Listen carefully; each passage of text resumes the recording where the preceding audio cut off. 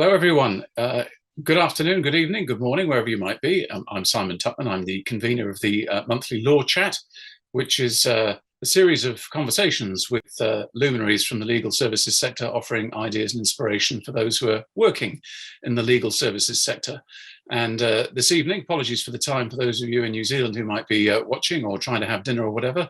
But the reason for that is that I'm joined by someone in Europe today, and that's Scott Simmons, who's over there in Gibraltar. Scott, welcome to Law Chat. Thank you for joining us. Thank you so much, Simon, for having me. Great pleasure. As with always, Scott, these monthly chats are sponsored by Moore Markhams, accountants and business advisors specializing in offering financial services to the legal services sector. So we say thanks to them, of course. But by way of introduction for this month, our guest, Scott Simmons, Director of Legal Balance.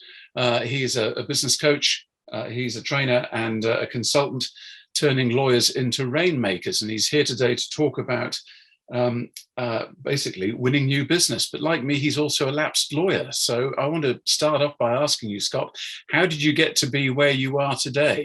Yeah, thanks, Simon. So I started my career in a small high street firm in the residential conveyancing department, and I loved it. I worked with a mentor for whom customer service and getting to know your clients was absolutely everything.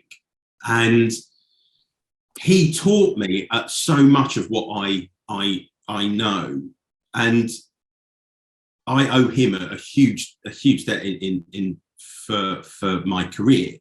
I won't go into that kind of story but it plays an important role in how I became a business development specialist or professional. But I went from there, I went into commercial property at a large regional firm. I then went into company management in Gibraltar, the first time we were there, 09, 10. Then went into corporate in Gibraltar's largest law firm. But my passion was always getting to know clients. That's what I loved doing. And I really just wanted to focus on that. And the opportunity came up in 2012 to just completely focus on business development, to help businesses sort of build their client base. And I jumped at it. And that's kind of what I've been doing. That's what I've been doing ever since.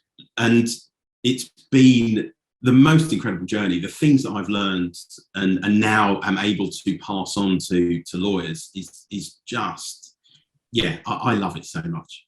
Oh, well, that's tremendous. And, I'm sure it's sort of been, a nice, refreshing life after the law for you. But as I'm sure you appreciate, life is such that you never stop learning.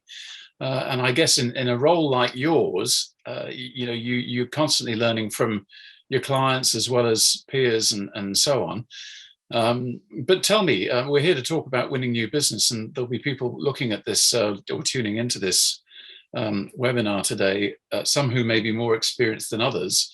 But, let me perhaps just start off by asking you what you consider to have changed as far as winning business in this sector is concerned in the last, 10, 15 years. Yeah, great question. So when I started in the law about just under 20 years ago, it worked, and I think to a lot of lawyers, it still feels like that way, or it should be that way today. Work just kind of came to you, it just kind of fell onto your desk, and we never really sort of paid attention to how that happened or what was needed in order to do that. We just got on. We were trained in how to do the work that came to our desk. That's what we do. Over the last 20 years, the advancement of technology, the changing landscape in which we are living, flexible working, AI is going to take over doing most of the document drafting, most of the case management, most of the research. The research that takes us days to do, it'll do for us in seconds, or it is already. Those are just a few of the trends that are happening around the world. And the legal profession needs to adapt to those changes. And the way to adapt is to refocus how we see ourselves.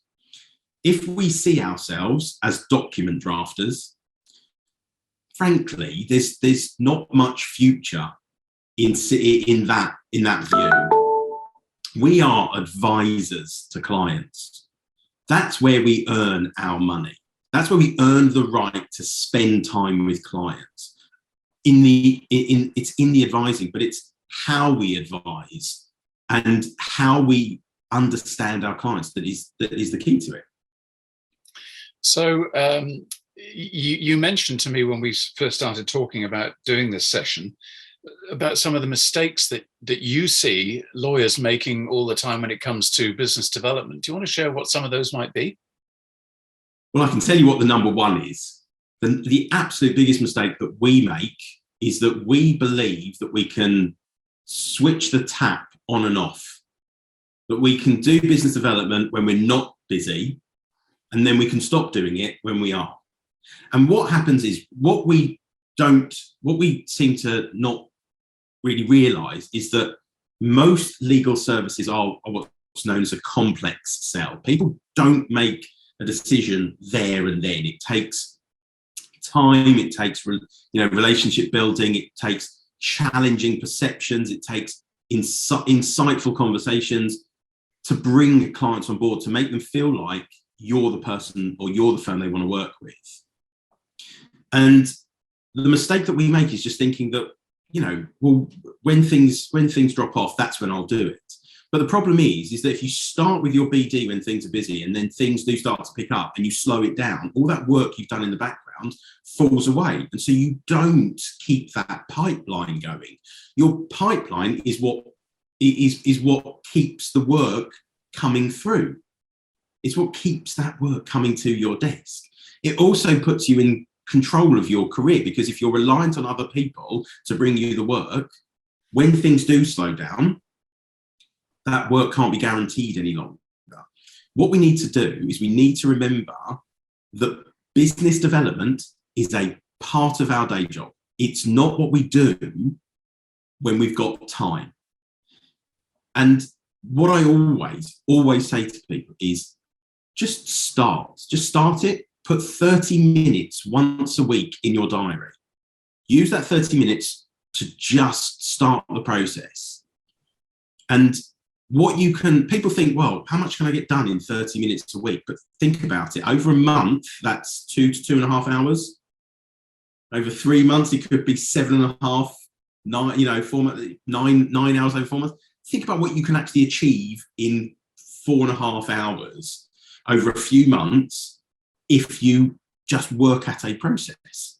That's the number one for me. Okay, so in terms of making the best use of that time, what would you suggest to people, legal professionals, and particularly lawyers, who are concerned to generate better business? And the answer may depend, of course, on whether we're talking about a managing partner who's looking to get their team to be more proactive, or whether you're a young lawyer starting out and thinking, where the hell do I start here? Right, okay. So there's two sides to this.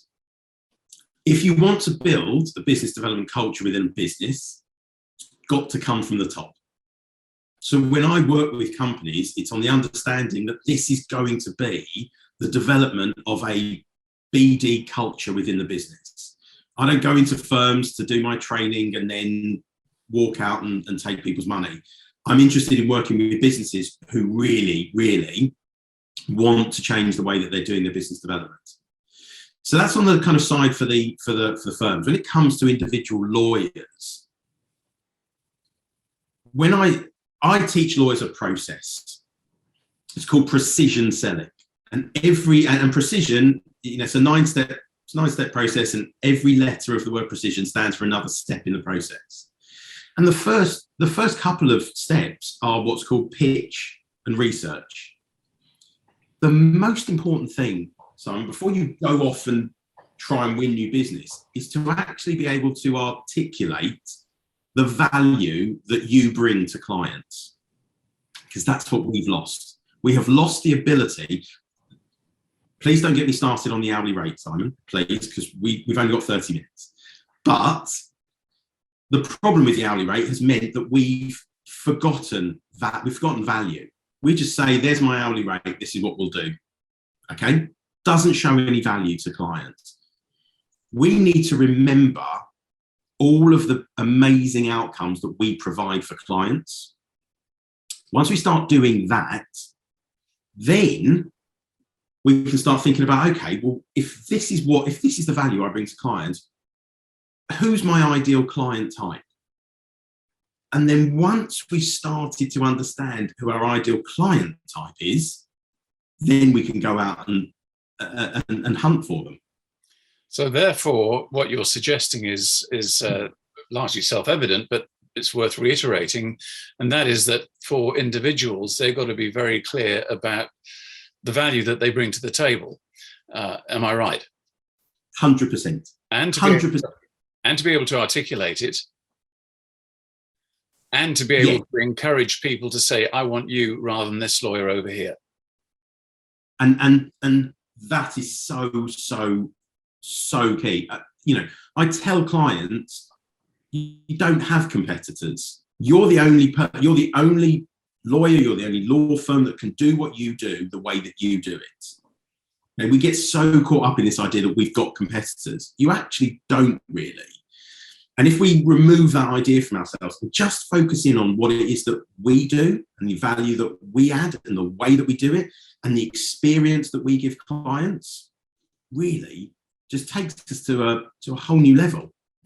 I want to ask you, perhaps a little contentiously here, but you use the word sell there, and that's something that, or a word that often tends to get the hackles up a lot of professionals who think, look, I'm not in the business of selling, I'm in the business of encouraging people to buy. I'm sure you appreciate the distinction, but do you have a comment on that? Oh, do I? So okay, I love this. When I started up, sell? We're lawyers, we don't sell. Well, if people are buying legal services, then we're selling them.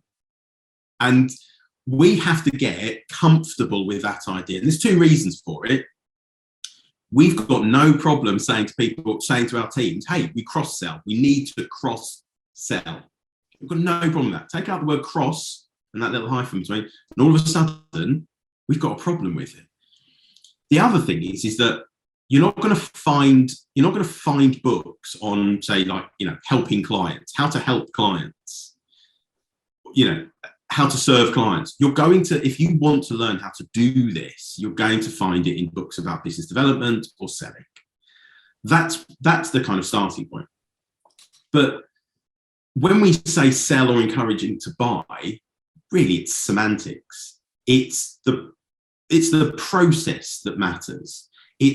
And again, when I teach clients, I say always start from the point. How can you help clients? Okay. What we're looking for is to go through a journey with clients where along that journey we end up at a point where we say, how can I help? Those 4 words are so important to clients. They mean everything to them. There's a journey to go on. I make it simple. I don't want to teach people how to be the Wolf of Wall Street. I don't want to teach people how to sell something that they don't need, that clients don't need. Getting through that journey, that's what matters. So let me ask you another question here, and that relates to, we talk about semantics, and I take your point on that. Some people often confuse business development with marketing, and they might use the word interchangeably. Do you have a view on that as well? Yeah. So a brilliantly smart woman, my wife, once said to me, marketing is drawing the horse to water. Business development is making it drink. That, Simon, is the difference between marketing and business development. And often when we talk about business development, what we're actually talking about is marketing. Marketing is what you do to promote yourself, to promote your services, to make the world at large know who you are and what you do. Okay, and to provide information and resource. Okay, once people know that, business development is honing it right down. is taking those leads that either you have got through that inbound marketing, or when you do outbound, and hey, outbound is a huge part of what law firms need to be doing. Business development is, once you've got those leads, how do you convert them to clients? Okay, so that all makes sense to me. And by the way, those who may be tuning in at the moment, of which there are a few, I'm just going to throw this one in and say that if you've got a question you want to put to Scott while we're online, assuming Scott's happy to take them, feel free. But generally in Law Chat, people are happy just to listen without putting any questions. But I just wanted to mention that to those who are watching live. If you've got a question you want to put through, just use the Q&A button down at the bottom there, or the chat, and we'll come back to it. Let me just come back to this issue, because I know we can be probably talking about BD in generic terms, and in the space of half an hour it's very difficult to be precise, but there'd be lawyers obviously who are part of very large firms, and they've got very large clients, and then there might be sole practitioners who've got small clients, and many of them. Does the approach to business development differ depending on the type of firm that you're in, or the type of work that you're doing, or the type of client that you're looking to help? I work with excuse me, I work with legal businesses of all different sizes, and the fundamentals are exactly the same. Okay, if you're going through that process with me, you are, on precision selling, you are going through the same process. You're understanding what your value add is. You're doing the research on clients. You're looking at how you're making contact. You are building the relation. Sorry, Simon. You are building the relationship in the right type of way, and that's a key one that we'll save for another time. But the process is the same. Who you're identifying as a potential client, obviously going to be different. Again, I come back to the fact that very often, and the biggest changes can come about at the smallest firms, because they are more agile and they're more open to sometimes more bigger change. But the fundamentals stay the same. Again, we can overcomplicate this, and I hate that. I really do. People come in and they'll make out like, oh, we can do something. No, at this very basic, the fundamentals remain the same. Your approach might be slightly different, because you can put more money into paid advertising, you can put money into better technology, which will help you with your lead generation and capturing and follow up and all these sorts of things. Your approach might be different, but actually fundamentals always the same. Okay, and you mentioned earlier on in this chat about how things have changed in the last 10 or 15 years, particularly with technology, and how a lot of those technologies are there as tools to help us. So when it comes to business development and marketing, and I'd imagine with the focus on marketing here, things like social media, like LinkedIn, and you're very prominent on LinkedIn, and by the way, I like many of the posts that you put up there. But do you think that's a tool that's underutilized by people? In the legal profession, massively. We have not gotten to grips with social media at all. We kind of know that it's there. We know that we should use it, but it's not attached for the vast majority of us. It's not attached to any kind of strategy. And any marketing you do, any BD that you do, if it's not attached to a strategy, what are you doing it for? But actually, when you do understand what it can do, as with anything, if you go into it half-hearted, if you don't believe in it, you'll test the water with it. It won't give you immediate results. You'll back out. Yeah. Okay. When I came back onto LinkedIn and started posting, I posted 3-4 times a week for 3 months before the first person made an inquiry to me on that platform. Okay, but I wasn't going to give up, because I wanted the conversation around selling in the legal services, in the legal profession. And I knew that there were people out there that I could have this conversation with. I knew where I wanted it to lead. But what was important to me was to build this community of people that wanted this conversation and find that community. Now, when you do that, you can utilize every platform, but you've got to go for it. The other thing is that that's kind of the marketing side. On the BD side, so I'm a massive proponent of CRM. I love CRM. Everywhere I go, everywhere I, do consulting or coaching or training, same problem. No engagement with CRM. So for the uninitiated, please tell them what CRM is. So CRM is literally client relationship management. This is technology that helps you manage your client relationships, client and prospect relationships. And there are some brilliant tools out there. The problem, time and time again, that I identify with clients is what we do is new people start at our business. We get them in and we spend maybe 30 minutes showing them this wonderful, all-encompassing CRM system that can do a million different things. And you sit there for 30 minutes and you just look blank-faced because they're telling you in 30 minutes everything this thing can do. So after about 2 minutes, you've moved on to another thing, you've forgotten what the last thing was. And I always, this again, two things to this. First, why are we using it? Why is it so important that everybody gets on and uses this system? Understanding the why is going to unlock an awful lot. Okay. Again, if there's no strategy behind it, what have you got it for? It's basically just an outdated database where people have gone back to their Outlook, where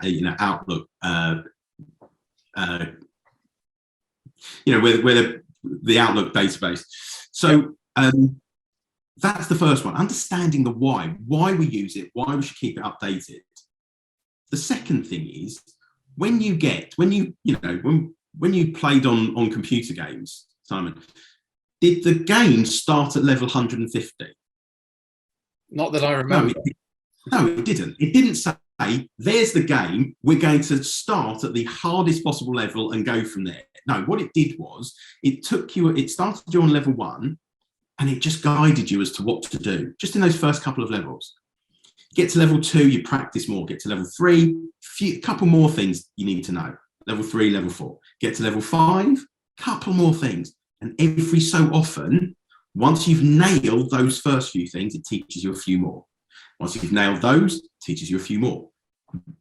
Why don't we treat CRM the same way?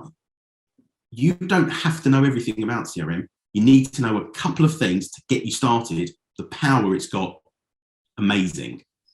So, summarising what you've shared with us so far, Scott, it seems to me that there's a number of factors at play here, which might be the secrets or the pillars of winning new business, and that would be understanding why you're doing it and understanding basically what your strategy is, having patience, presumably, something that you need, and also being prepared to practice and presumably make a few errors along the way. I was saying this to somebody the other day. They were incredibly nervous about doing outbound sales within a law firm, and I said to them, just do it. Do it knowing that you're going to make mistakes, but see it as an opportunity. See it as an opportunity to learn what went well and what didn't go well. Play with it. Have fun with it. Remember what went well. Write down what went well. Write down what didn't go well. Practice, practice, practice. See it as a bit of a game. Because if you can, and you can go in there with that kind of growth mindset where I really want this to work, so I'm going to go at it. We're never good at anything first off, whether it's sports, music, anything. You don't go in being brilliant. You go in being rubbish. You learn and you practice and you learn. So, the focus of what we've been talking about today sounds like it's very much addressed at winning new clients. Am I right? Yes, absolutely. But you can apply it to your existing client base. So I want to switch the conversation, if I can, to existing clients, because, of course, if you're working in an established firm, it may well be that you've already got a nice group of clients. but that you're struggling to actually give them the level of service that you want, and that if you don't, you're going to lose business. So isn't part of the challenge here to make sure that you plug the gap in, or put the plug in the bath and stop the leakage before devoting time to going out and getting new clients? Isn't the first stop to basically say, let's work out who are our best clients and what we can do more for them and better for them? Right, that is brilliant, Simon. I love that so much because it's so true. You know, research shows that it is 6 to 7 times cheaper to win more work from existing clients than it is to win new business. Okay, your success rate with new clients is somewhere between 5 and 20%, depending on how good you are at it. Your success rate with existing clients is upwards of 70%. Okay, so let's just take that as a starting point.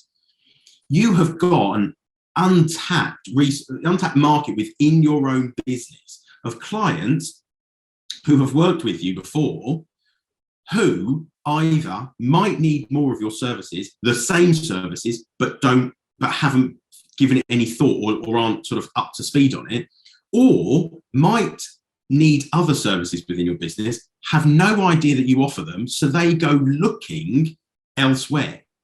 And if they've gone looking elsewhere, it means they do not have that good a relationship with you, because they didn't feel like they could pick up the phone to you and ask if you either offer those services or if you know someone who can. Totally. I teach lawyers, essentially, I teach lawyers how to steal clients from other firms. When it boils down, if you're winning a client that's already got a lawyer and you win that client, you've stolen them from somewhere else. Okay? But one of the reasons, or some of the reasons, are just kind of like apathy or lack of communication. And if I can step in and say to this client, hey, listen, I work at a law firm that offers all of these different things. And in our conversation today, you've highlighted a need for X, Y, and Z. We can help you with all of those different things. What's that client going to think? Okay, they're either going to think, oh, I like these people because they can really help me. But they might later on find out that their previous lawyer actually did offer that, but never spoke to them about it. Utilising your existing client base, that's actually how you build up your confidence to sell to new clients as well. Absolutely. Well, look, one of the things that I'm sure that is important is to say what you can offer clients that's actually a point of difference in the point and meaningful and valuable from the client's perspective. And to that extent, with only 2 minutes of law chat left, it doesn't give us long enough to really talk about some of those options. But I do know that you are going to be co-facilitating something called Legal Iconoclasts on the 6th and 7th of September. And this is a pretty interesting event because it's happening in both the Northern and Southern Hemisphere. So you've got 60 seconds to tell us all about that. Oh gosh, right, okay. So Legal Iconoclasts, it's an idea that's starting with this expo in September. The principal idea is to bring together lawyers from different parts of the world who can all come together on a virtual platform that is relatively unknown at the moment, that can come together and network and meet other people who are looking to do things genuinely differently. In this particular expo, we're going to be covering off 2 topics. One, outbound selling and why it's got to be an important part of your overall sales strategy. And 2, the theory and practice of pricing, particularly value-based pricing. And I think people are going to find this really, really interesting because our keynote speaker, Jackie Brown from Lynn & Brown Partners law firm, has taken her business away from the billable hour onto wholly value-based pricing. And they are a multi-service law firm. So she's actually going to talk to people about how it was done. And the idea is that we'll run more of these and they'll be on different topics with different speakers. But really and truly, this is about bringing together lawyers from all over the world. So it's 6th of September, 9 a.m. UK time. And then on the 7th of September, we're doing it all again, 9 p.m. UK time, 4 p.m. New York time. On the Wednesday, the 7th, we'll be doing that whole thing again. And then in the future, we'll be doing more of them on That's different great. topics. Well, and where can people find out about Legal Iconoclasts? So, firstly, come and find me on LinkedIn. You can speak to me about it on LinkedIn. I'm posting about it. Often you can find the Legal Iconoclasts group on LinkedIn. You'll find it on the bigyellowpenguin.co.uk website. One of the other speakers, Sean Jardine, that's his business. We find it in the knowledge base section of his website. But please, Simon, I love people coming to talk to me on LinkedIn. I love conversations. I'll tell you all about it all day long on LinkedIn. Hey, look, well, thank you for that. And I'll be tuning into Legal Iconoclast next month. I'm really looking forward to it. And those who are watching this Law Chat today, you can look through the library on my website, simontupman.com, and find a previous Law Chat I did with Stephen Brown from Lynn & Brown, in which he explains, much like his wife is going to, how they moved away from the billable hour to value-based pricing. It's a fascinating story, and it shows that it can be done. But for now, we're out of time. Gosh, it flies by every month, doesn't it? But all that remains for me to do is to say, Scott, thanks very much. I hope you're not sweating too much over there in Gibraltar. Much appreciate you coming to talk about what is an important topic and something that could take up an entire conference. We've only had 30 minutes, but time well spent. Much appreciate you joining me today, and all the best to you on the 6th and 7th of September. But we will stay in touch and look forward to seeing more of you. Take care, Simon. Thank you so much. All the best to you, and bye-bye, everyone. We'll see you next month. Bye for now.